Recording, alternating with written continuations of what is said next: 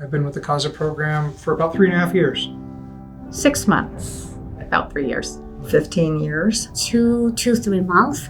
2 years. It's only been a few months. I think 2.5 years. Like 5 months. I am in my first year as a CASA.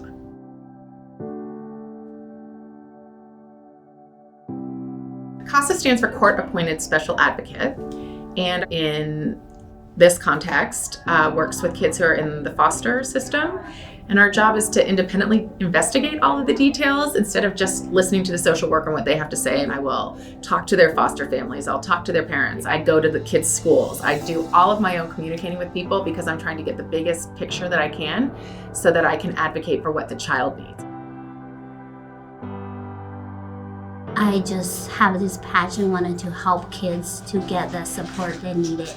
I got a postcard in the mail about becoming a CASA, and my answer was yes, just reading it, just because it seemed like such a direct way to have a positive impact in the lives of children in my own community. And that's something I really want to do. I find this rewarding that I'm actually working with individual children and making a difference. I feel loving about it. I feel privileged to do it and really compassionate about making sure that we can do the best thing for this little child.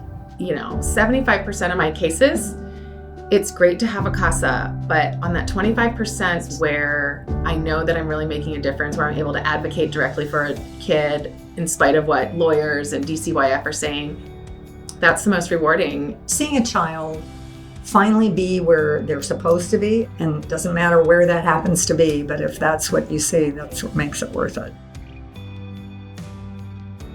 I was surprised by the training, honestly.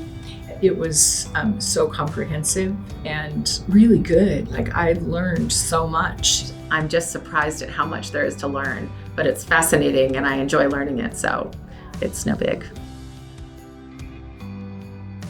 From the very beginning, as a CASA, I have felt everybody in the office are so supportive. I feel very supported. I feel like I'm not alone in doing this. Everyone's been really supportive. Who do I think should become a CASA?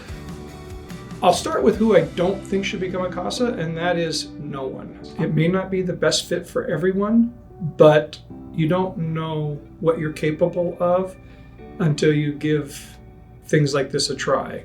Young people can be CASAs. Kids would love to have a CASA they can relate to, but you could also be retired. You could be a stay-at-home mom. Like, whoever you are, if you have the desire to help in your community, I don't know what a better option would look like than being able to help kids who are in trouble. Everybody brings something unique, and so whatever you bring is something I probably can't bring and they can't bring. Parents have lawyers, DCYF has lawyers, but the kids, oftentimes they're just little and they don't have a big voice. It's one of the most rewarding things we can do when we give voice to people who, again, may not have that voice heard.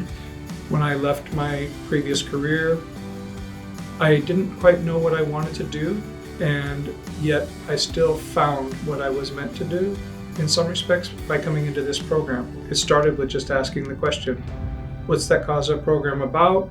Do I think it might be a good fit for me? And remaining open to the possibility. It's for the kids.